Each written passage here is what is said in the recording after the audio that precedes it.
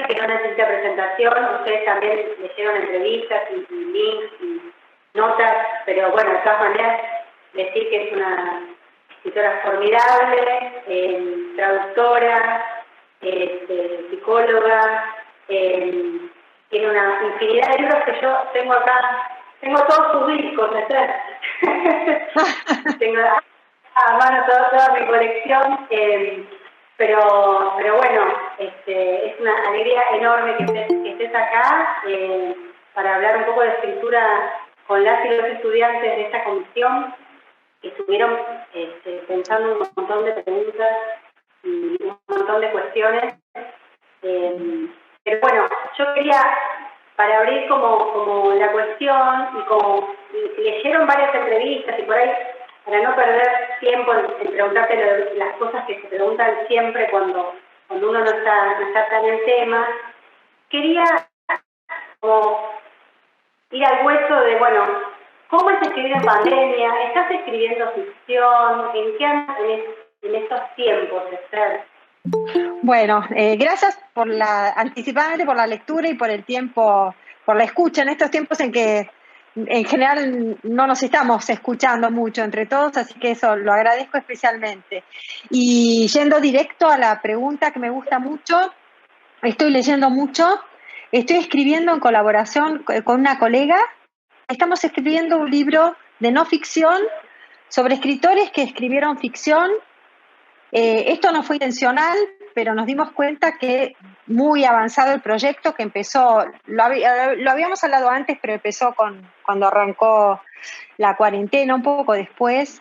Es un libro que tiene que ver con la magia, literalmente con magia, y con escritores que empezaron a indagar el tema de la magia en una época donde se sentía todo bastante cercano al fin del mundo. Así que eso es más o menos lo que le puedo contar para que mi colega no me mate, pero estamos leyendo y escribiendo a la vez con mucho entusiasmo, con muchísimo entusiasmo. ¿Y cómo es escribir diálogos, ustedes? ¿Cómo hacen?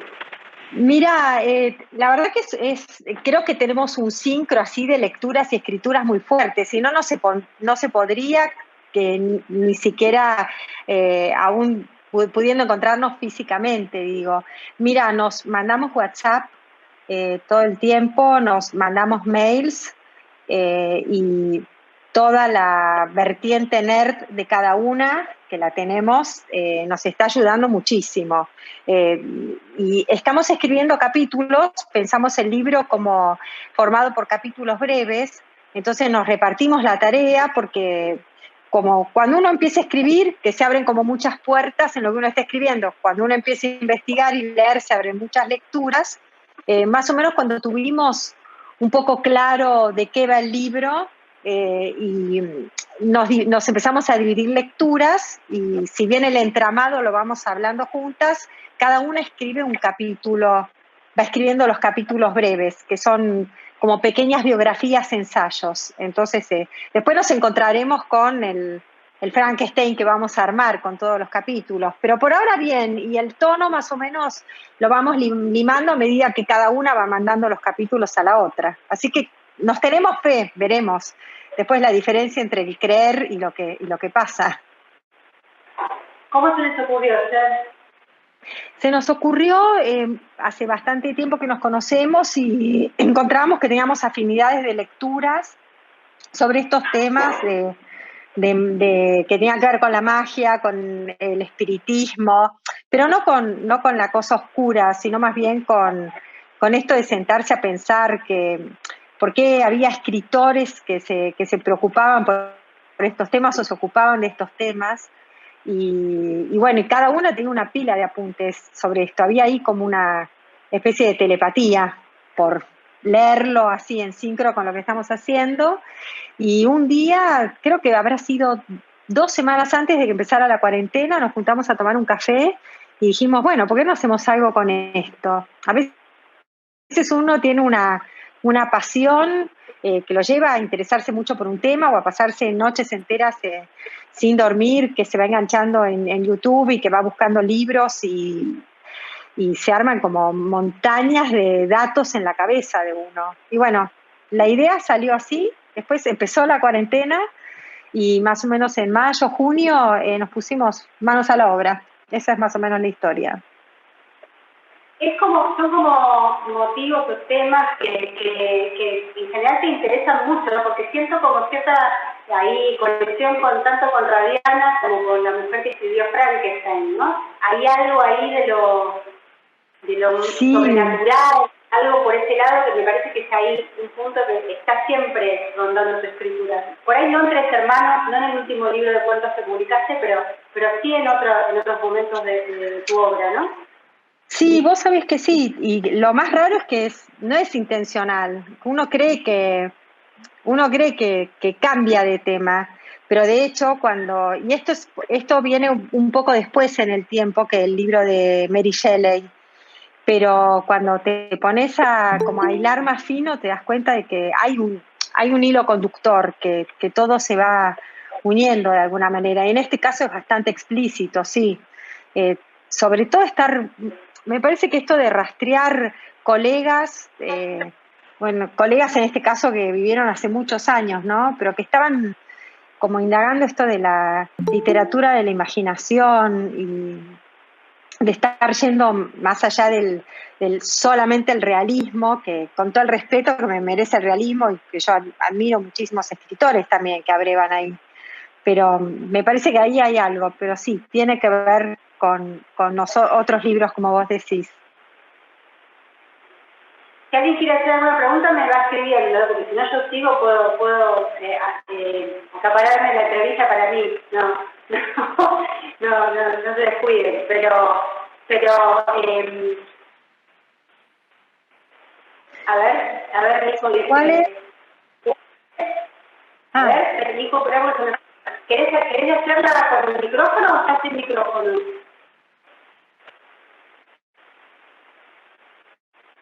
Yo la vi. A ver, si lo veo. Dice, ¿cuáles son los cambios desde Crónicos de Alange y Aprendices hasta Tres Hermanos? Desde la forma de escribir, temas que hacías poco, la construcción de personajes, entre otros temas. Sí. ¿Extrañas algo de los primeros pasos de la literatura? Dice que no me da el micrófono. Sí, escuché la primera parte de la pregunta, la segunda no. La primera parte es los cambios, muchos. A mí me parece que al principio con Crónica de los Aprendices, bueno, primero lo pongo en contexto. Esa novela fue escrita un poco como un saludo y como una despedida, un poco, no irónicamente, pero fue como sonriendo ya los últimos coletazos de lo que era el realismo mágico en ese momento.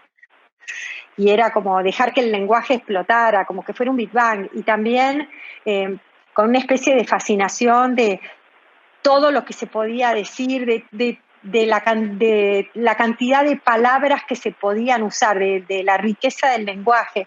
Y después, a mí me parece que me enamoré de otra cosa, que era de buscar como la palabra justa, que era más bien al revés, era como entrar en el lenguaje como si fuera una selva y empezar a despejar toda esa cosa frondosa que es alucinante, que tiene el lenguaje para tratar de llegar a lo justo.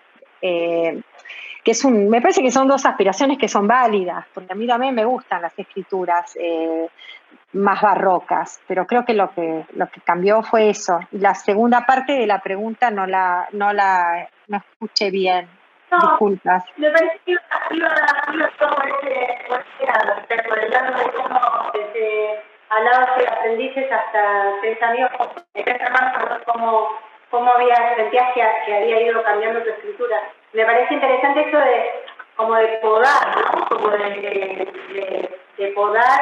Alguna vez leí hay escritores como que hay que sacarle más, como que escriban más y hay otros que buscan menos, como podar la escritura. Sí, y también tiene que ver con las lecturas. ¿Qué les dirías a los chicos que están empezando a escribir? A los que están empezando a escribir? ¿Qué les dirías a los chicos? Bueno, va a sonar como como un poco obvio, pero les diría que lean mucho y que escriban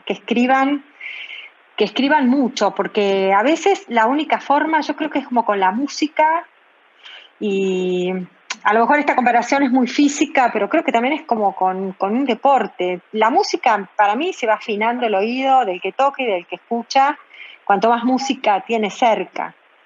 Y, y el cuerpo también, uno tiene más contacto con el cuerpo en la medida en que lo va moviendo. No, no quiero hacer como una especie como de construcción atlética del lenguaje, no creo que sea una cosa así del esfuerzo, pero sí me parece que es soltar la mano, porque creo que la escritura se disfruta mucho cuanto más libertad uno va teniendo. Y a veces la forma de ver toda la libertad que uno tiene al escribir es largándose, es tirando oraciones, es solamente escribiendo donde uno ve hasta dónde puede estirar los límites de las oraciones y de las cosas que uno se le van ocurriendo.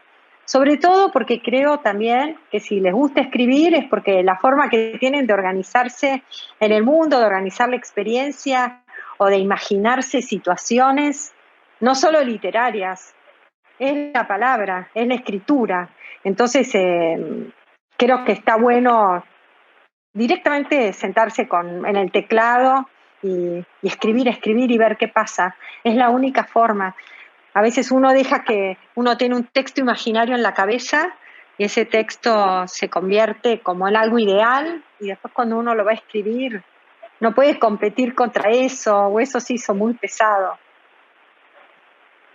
Ahí Agustín preguntaba por el chat, ¿cómo les recomendás para una cuestión de difusión, para lograr como ser leídos y mandar editoriales y cómo hacer para mostrar? Algunos ya tienen más experiencia de escritura y por eso están como en un momento que tienen ganas como de que circulen sus textos. Obvio, claro, sí. Bueno, creo que ahora hay varias puntas.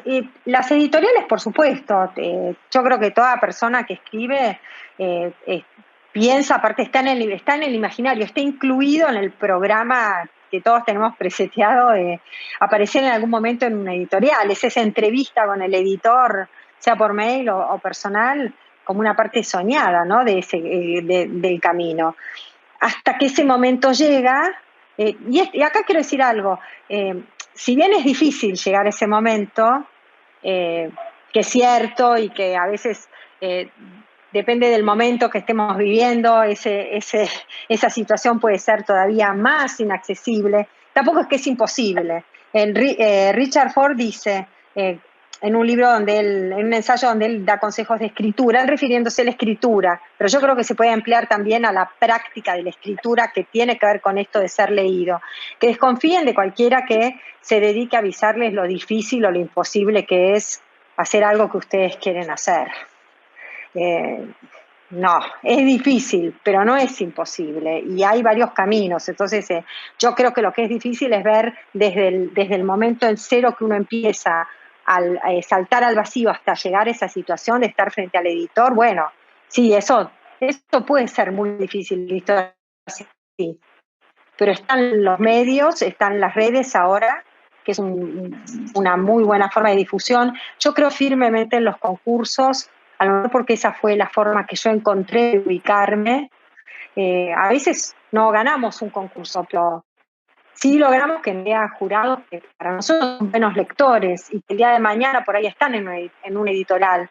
Y yo me pongo como ejemplo con la autoridad que da el fracaso, como decía Fitzgerald, pero porque trabajo como jurado en concursos. Y a mí, yo por ahí no puedo defender un texto que me interesa si las otras personas que están en el jurado no quieren que gane. Pero el texto que a mí me gustó, después me voy a fijar de quién era y si lo vuelvo a leer a esa persona en las redes o la vuelvo a leer en una revista, estoy atenta. Justo yo no trabajo en un editorial, pero creo que después hay jurados que sí trabajan en editoriales o hay escritores que trabajan como lectores en editoriales, así que yo creo que ese es otro camino.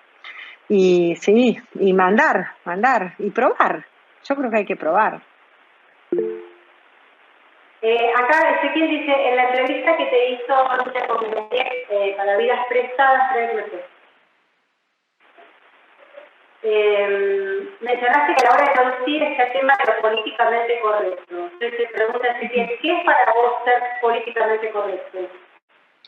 Y ser políticamente correcto es ajustar lo que vos pensás o la forma en que decís lo que pensás a lo que la censura del momento, no quiero usar la censura, porque la censura es algo que viene después, es a lo que es aceptable por buenas razones, pero que para la creatividad se puede volver peligroso. O sea, yo creo que también es como fácil y simplista quizás descartar todo lo que se consiguió lo que se logró por el camino de la corrección política, que ahora creo que es una fórmula que ya todos desconfiamos porque en nombre de eso se pueden hacer cosas que no están buenas.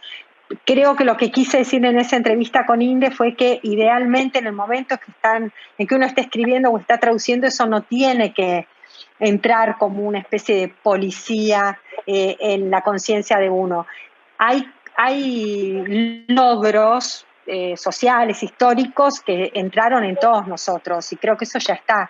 Pero si a mí me ha pasado de traducir autores como Mark Twain, que dice cosas que en este momento a nosotros nos pueden chocar, pero él en su momento era transgresor y era muy inquietante para la gente que era muy conservadora y muy terrible. Entonces, creo que es mejor que el lector se inquiete por ahí, por algo que decía Mark Twain, y lo investigue un poco, y de última pueda darse cuenta de cuánto avanzamos en algunas cosas ahora, y quizás ese lector pueda comparar a Mark Twain con otros contemporáneos suyos, a no cortar yo un párrafo o una página de Mark Twain porque no encaja en lo que en este momento consideramos nosotros que está bien, que por ahí dentro de 100 años no va a ser igual o se va a filtrar o va a encajar de otra manera en un total del que nosotros por ahí no tenemos perspectiva ahora. Y al escribir también puede ser peligroso esto. Entonces creo que uno tiene que escribir con libertad y leer con libertad también. Sí, todo un tema en este momento, la cuestión del arte y los contextos de producción y de lectura, ¿no? Es un temón total, me parece. Es un temón. Sí, pero bueno, sí, hay que ser libre en esto, totalmente de acuerdo. Preguntaba a una compañera que no me acuerdo, pasó el nombre rápido, si leíste cosas en Wattpad, en esa plataforma que sube, ¿viste que sube, el que quiere sube cosas? Sí, leí algo, pero no me terminé de enganchar, pero acá quiero aclarar algo. A veces me siento que no llego a todo lo que quiero, leer, y me intrigan mucho estas modalidades, porque además yo creo que todo lo que estamos viviendo influye en cómo estamos leyendo. Yo no leo igual ahora que hace 10 años o que hace 5 años. No sé si ustedes están indagando, también me gustaría que me cuenten si están indagando en estas modalidades o con los relatos que se construyen así entre todos. Vos decís que no estás leyendo igual, Esther, porque por una cuestión de que hay como más lugares donde leer, por una cuestión de, bueno, porque vos no sos la misma, porque por algo... No, porque yo creo que no... Y por ejemplo, en el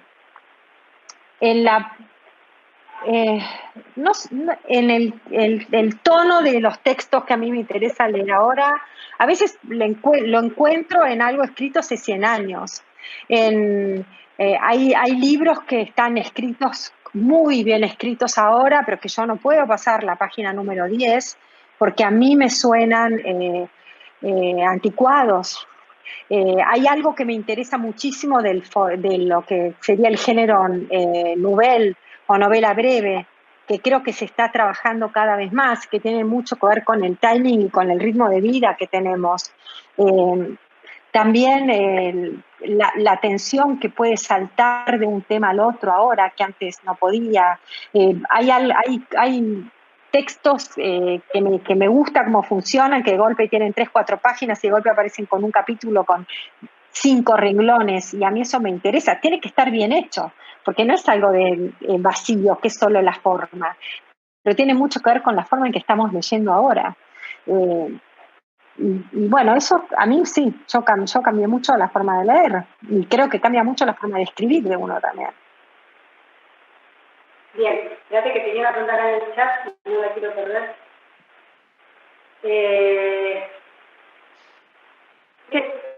Si tenés algún cuento favorito o alguno que cuando terminaste deseaste haberlo escrito vos, Esther.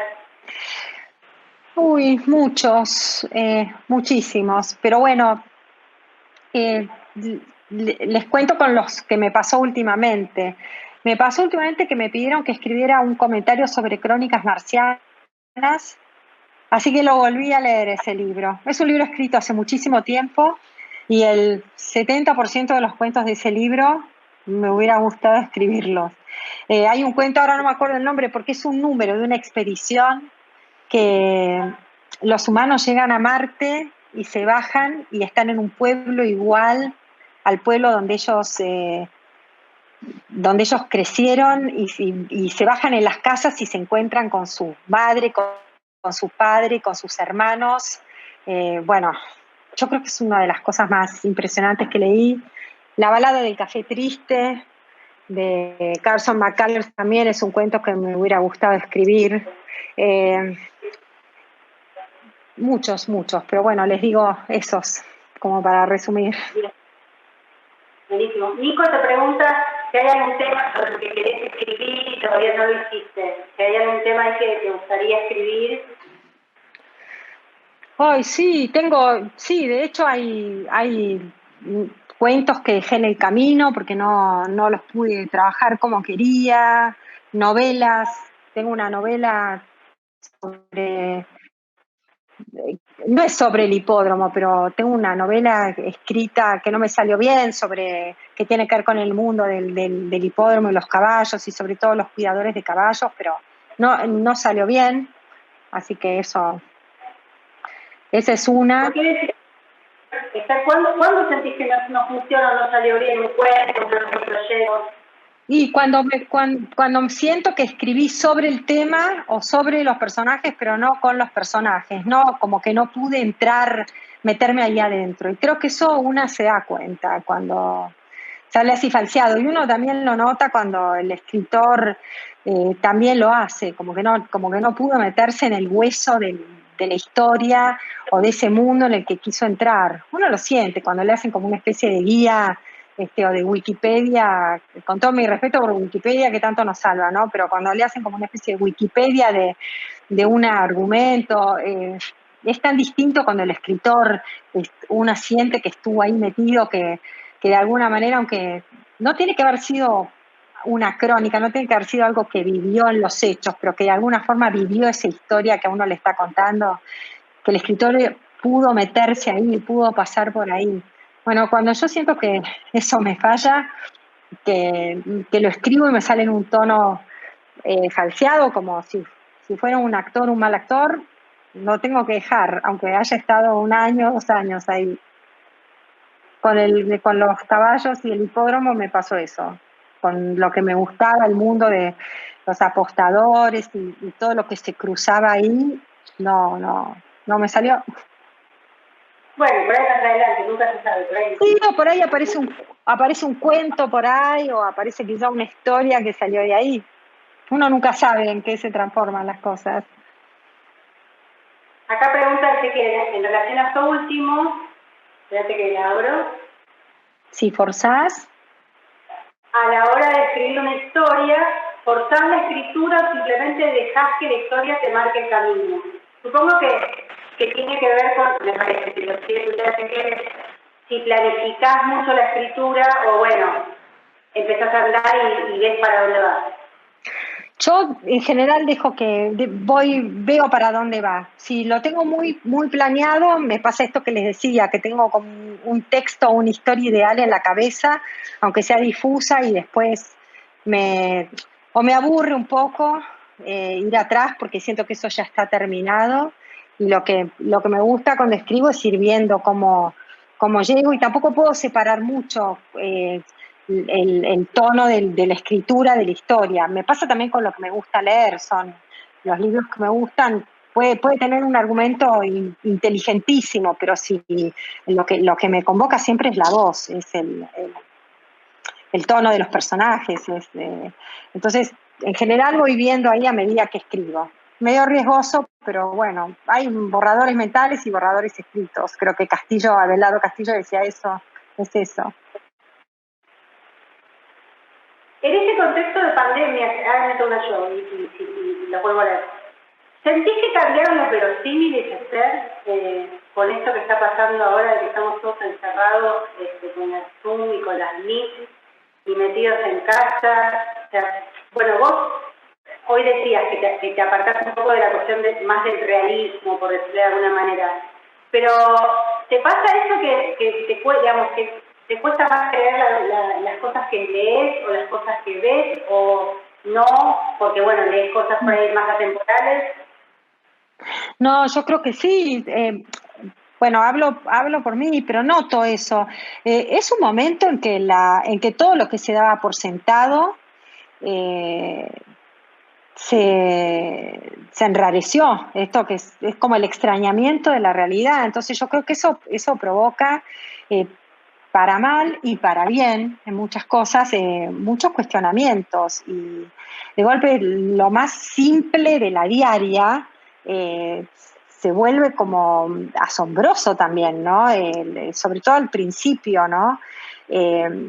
Y todo adquiere como una dimensión de ciencia ficción, sobre todo al principio de la cuarentena. Digo ciencia ficción por esto de que los grandes escritores de ciencia ficción dicen que la ciencia ficción no pasa tanto por la ciencia, que sí la tiene un encuentro con la ciencia, sino porque es un género que se mete con el cuerpo humano directamente y porque es un género que al final remite a una pregunta, porque ¿qué nos va a pasar a todos como especie? ¿Qué nos va a pasar a todos como humanidad? Y por más de que cada uno inevitablemente viva pensando en su propia vida y en lo personal, nos encontramos en un momento en que estábamos viendo las noticias del mundo y estábamos pensando en comunidad, y estábamos pensando que nos iba a pasar a todos, donde la historia personal estaba sí o sí atravesada por la historia de la comunidad, y donde lo más básico de lo cotidiano estaba enrarecido y puesto en duda. ¿Ibas a poder salir? ¿No ibas a poder salir? ¿Cómo estaba la persona que querías? ¿Estaba bien? ¿Estaba mal? ¿Lo ibas a poder ver? ¿No lo ibas a poder ver? ¿A quién creer y a quién no creer? ¿Te dicen la verdad, los números o no? Y yo creo que eso sí altera, como vos decís, los verosímiles, y algún rebote en la escritura vamos a tener. No sé si lo estamos pudiendo ver, no sé si tiene que ver con sentarse a escribir sobre la pandemia. Quizás tenga que ver con un clima de algo raro que se vea en un cuento, no lo sé. No sé cómo va a aparecer. ¿Alguien más tiene alguna pregunta? A ver. ¿Tiene por ninguna?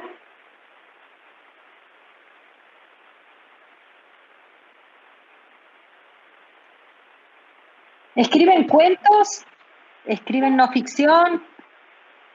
Pueden activarse el micrófono si quieren, los que tengan micrófono, que es más fácil, chicos. Hola, Esther, un gusto saludarte. Hola. ¿Qué tal, Tomás? ¿Cómo estás? Yo te quería preguntar, bien, todo bien, te quería preguntar en qué momento de tu vida, porque vos sos psicóloga, ¿verdad? ¿En qué momento mezclaste o decidiste mezclar esa parte de ti, si es que lo hiciste, con la escritura? Mira, ¿Cómo se mezcla en tu vida en esas dos ramas que pueden ser tan diferentes? Sí, mira, yo digo que estudié psicología, pero que no soy psicóloga, porque me merecen mucho respeto los psicólogos y los psicoanalistas. Y yo no me gustó muchísimo estudiar la carrera. Creo que tiene que ver con la escritura, porque al final los escritores lo que hacen es preguntarse por la vida. Es una visión de la vida la escritura, es una forma de organizar la experiencia, y la psicología también. Pero yo quise atender y yo no tenía ese talento. Yo creo que que me siento cómoda y siento que puedo leer un texto, pero esa atención flotante, como dicen los psicoanalistas, ese poder escuchar al otro y ofrecerle recursos para organizar su experiencia, si en el momento, en algo instantáneo, no lo tengo.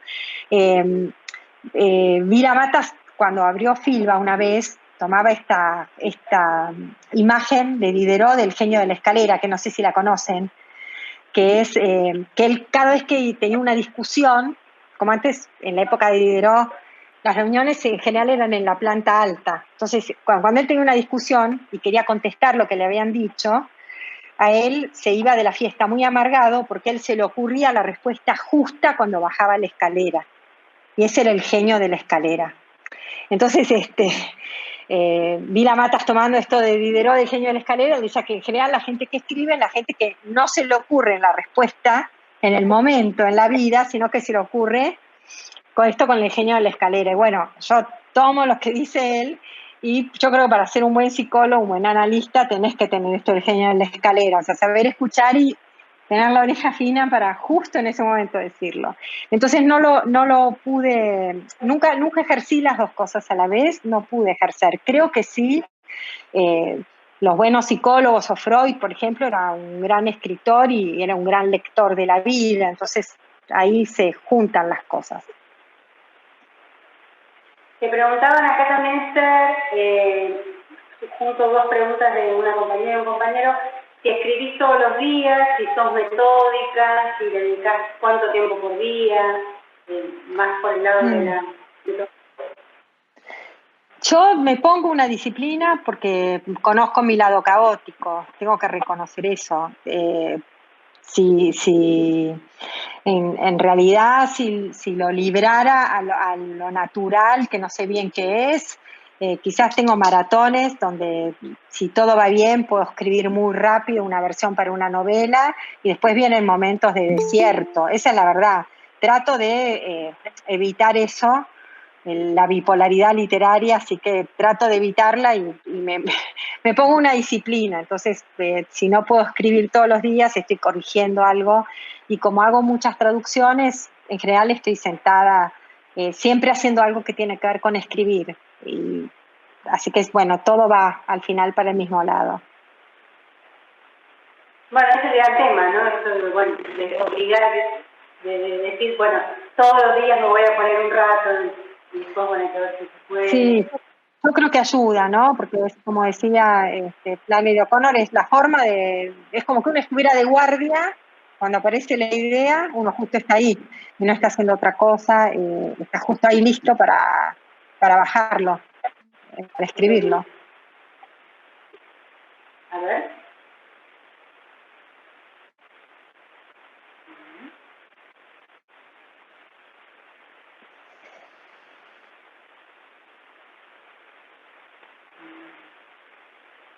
Acá hay una pregunta que por lo que supongo lo que está preguntando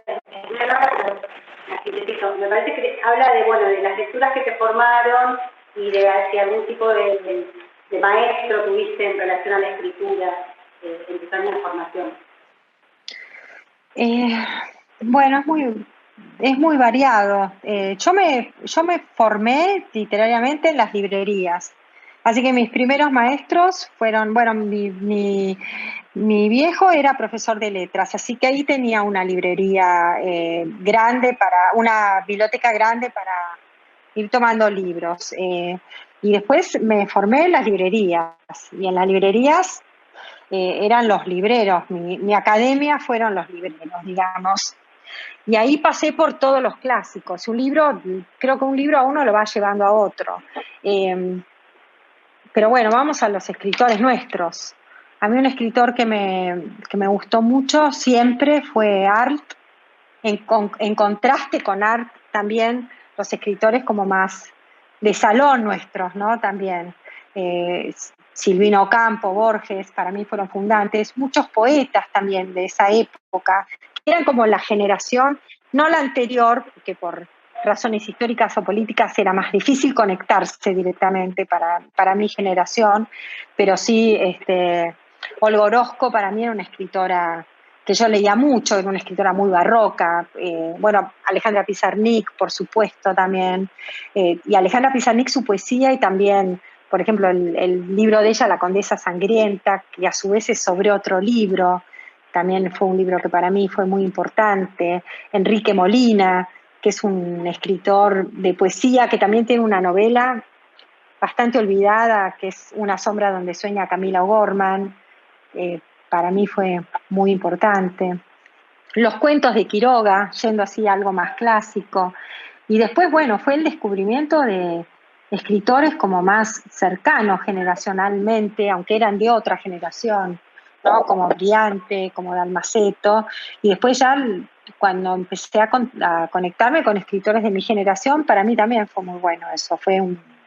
Estoy hablando en toda nuestra literatura, ¿no? Fue un descubrimiento, fue como soltar un poco, ¿no? Y entrar en un canal un poco más informal, menos miedoso de la escritura, porque Borges y Bioy y Silvino Campo eran maravillosos, pero se sentían como un poco opresivos también. Y Felisberto Hernández también, hablando así de escritores que tienen que ver con nuestro lenguaje, ¿no? Acá había una pregunta que va por el lado del vínculo, digamos, la relación entre la literatura y los vínculos en relación a Latinoamérica, ¿no? Yo creo que la pregunta apunta como a esa cosa de los escritores latinoamericanos y cómo ves esos vínculos, esos intercambios, esos conocimientos. Sí, me parece que no tendríamos que estar todos más conectados de lo que estamos, quizás. Bueno, ahora creo que hay un intento de conectarse más, pero creo que no debemos estar todos lo conectados que tendríamos que estar conectados. Y por un lado, bueno, por ejemplo, en la Argentina leemos muchísimos escritores norteamericanos, europeos muchos. A mí la literatura norteamericana me marcó muchísimo, además de que hago traducciones, soy fanática, pero me pregunto todo lo que no estoy leyendo de Latinoamérica o todo lo que no leí de escritores latinoamericanos porque estaba leyendo norteamericanos. Uno no puede leer todo y debe ser mucho, porque uno sabe que se escribe muchísimo en Chile, que se escribe mucho en Uruguay, que se escribe mucho en Bolivia. Ahí hay una pregunta, ¿no? Sí, grande. Mi pregunta, sí, claro que sí, pero bueno, no se puede, pero entre lo que uno quiere releer y bueno, pero sí, es un tema. Te preguntan cómo publicaste tu primer libro, Esther. Fue así, yo me puse en campaña quería publicar, así que lo primero que hice yo tenía un libro de cuentos que lo armé yendo a concursos, mandando a concursos, era la única forma que yo encontraba. No sé si me escuchan bien, me parece que se me fue el audio, ¿se escucha bien? Perfecto. Así que bueno, cuando gané varios concursos, bueno, por ejemplo, me presenté 2 veces a Puro Cuento, que era la revista de Mempo Giardinelli, que en ese momento no había muchos canales de publicación, estaba todo bastante cerrado, cualquier forma de expresión, así que los concursos eran importantes. Cuando gané varios, que tuve suerte, armé un libro y lo llevé a una editorial. Y en la editorial me preguntaron si no tenía novela porque me dijeron que la gente no lee libros de cuentos de escritores que no son conocidos. Creo que sigue pasando eso, ¿no? Que es increíble. Nosotros somos un país de lectores de cuentos. Y bueno, la verdad que yo tenía por la mitad, más o menos, un poco más avanzada una novela, pero yo quería publicar, así que dije que sí, que le iba a llevar en 3 meses y me encerré en mi casa a terminar ese libro que fue Crónica de Alados Aprendices. Porque no me quería, dije, yo esta oportunidad no me la voy a perder, así que me encerré a terminarla y corregirla y la llevé y ese fue el primer libro que me publicaron. Y el de cuentos salió tercero. Después presenté otra novela que ganó un concurso y postergaron el libro de cuentos porque las novelas se supone que siempre venden más y salió el libro de cuentos en tercer lugar, pero era el primero que había escrito. Por eso también las fechas de las publicaciones a veces son engañosas. Y en relación a eso, yo diría que Tres Hermanos, que sigue siendo tu último libro publicado, estoy diciendo bien, ¿no? Sí. Ahí haces como una síntesis muy interesante, porque son cuentos, pero también puede leerse como una especie de novela episódica, me parece, Tres Hermanos, ¿no? O cuentos muy relacionados. Ahí es como un género, no sé, ahí a caballo entre las dos cosas. A mí me encantó ese libro además, pero me parece que ahí haces como esa síntesis. Sí, bueno, gracias por el comentario porque era la idea. Empezó como un libro de cuentos y un poco fue la apuesta, que la idea era esa. A mí me gusta ver series además, pero no las series que son como novelas por capítulos. Las series que más me gustan son las series donde hay un mundo y uno se va metiendo en distintos episodios, que no siempre uno tiene que continuar la acción del otro. Y ese fue un poco el modelo de armado del libro. Tenía varios cuentos, empecé a escribir los cuentos, me gustaba volver a ese lugar. Y después ya terminé escribiendo los cuentos pensando en eso y pensando en volver al lugar también. Eso también me gustaba, que la narradora volviera al lugar, que creo que le podía dar como un cierre. Pero esa era la idea. Buenísimo. Da la sensación que tiene como marcas autobiográficas Tres Hermanos, ¿es así? Tiene, o sea, quizás no sean literales, pero tienen, sí. Por ejemplo, a mí el tema de los hermanos es un tema que me gusta, y el tema del amor fraternal, como creo que el tema de la amistad, para mí son temas que quizás por lo que a mí me interesan no están todo lo tratados en la literatura que yo querría que estén. Yo extraño más historias de hermanos, a lo mejor porque para mí fueron importantes las historias de hermanos. Entonces eso, por ejemplo, es biográfico. El escenario también, el lugar, la locación, digamos, la sensación de chicos jugando solos, tan distintas a los chicos en unas vacaciones donde están más monitoreados por los adultos, también eso es biográfico. Todo eso sí. Después las historias, lo que pasa ya son más imaginación, pero en la época, con ir por la ruta, con la caminera, o sea, todo esa, como digamos, como el clima y los lugares y esta cosa de las historias entre hermanos, sí, tiene mucho biográfico. Y esta cosa también de los peligros, no sé, como esta cosa del borde de los chicos con el mundo paralelo al mundo de los adultos, ¿no? Me parece que el libro está como muy atravesado, por eso me fascina. Yo le encontré esto, bueno, y ahora no monopolizo más, pero le encontré como mucho, me hizo mucho sentido con La Ciénaga. ¿Viste La Ciénaga, la película? Sí, tiene que ver, ¿no?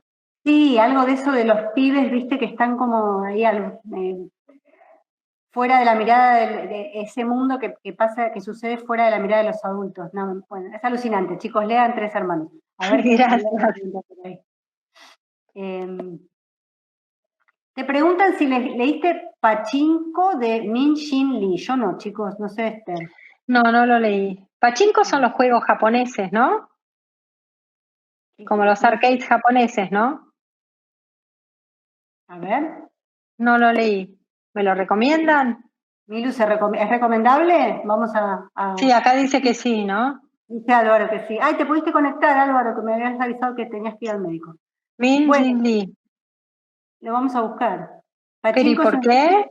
De arcade japonés, dice Álvaro. Claro, sí, claro, son como los arcades japoneses. Lo vamos a buscar. Bueno, ¿alguien más tiene alguna pregunta?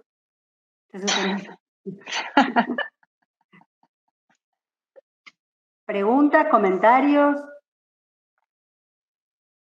A ver.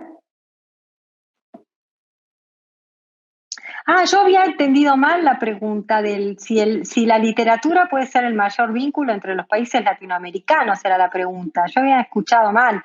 Sí puede ser el mayor vínculo. Creo que sí, totalmente. No, yo creo que la transformé mal. Yo, Esther, me la acordaba, me la tenía y dije relación No, pero yo creo que sí, ¿no, Marina? Todos, sí. Me parece que sí, me parece que la literatura, que es algo que compartimos todos, ¿no? Que es en la imaginación y en el lenguaje, que que podemos ver la fuerza que tenemos. Sí, creo que puede ser un gran vínculo, por supuesto.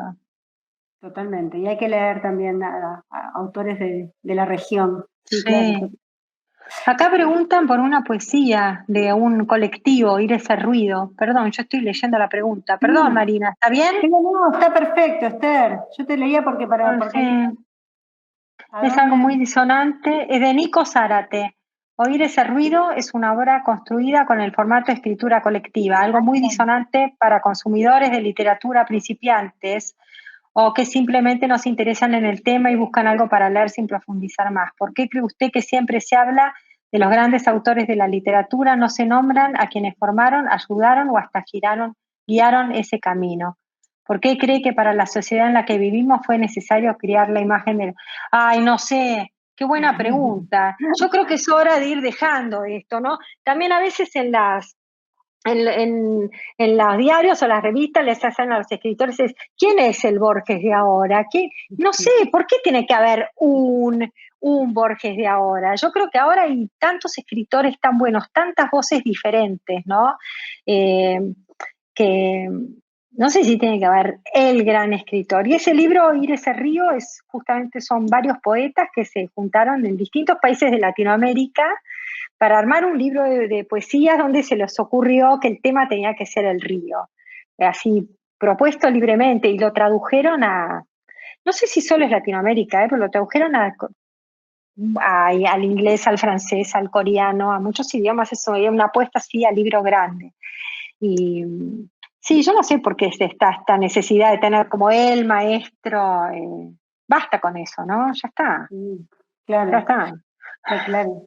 No, obvio. Y tiene que ver con la legitimación y también tiene que ver, bueno, me parece que también hay que pensar en Borges también, bueno, a partir de Suri también hay una construcción, no me voy a meter en eso, pero también hay algo ahí ¿no? De como cierta construcción en relación también a la legitimidad y a esa figura de necesitar tener una figura entronizada.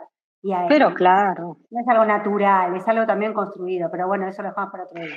Pero coincido, sí, porque además lo que se entroniza deja alrededor un montón silenciado, que cuando uno indaga un poco, uno podría entronizar a Oliverio Girondo, uno podría entronizar a Arlt, uno podría entronizar a Marechal, bueno, infinitamente, ¿no? A escritoras también.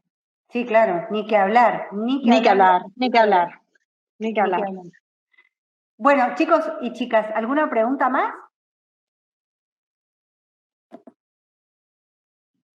Ahí tenemos más información sobre Pachinko, lo vamos a buscar. Sí, que no tiene que ver con el arcade. No. Es bastante entretenida, bueno, la vamos a buscar, Milu. Vamos a anotar. Dale, gracias. Bueno, chicas, chicos, si no tienen ninguna pregunta más, agradeciéndole infinitamente a Esther esta conexión en medio de la pandemia.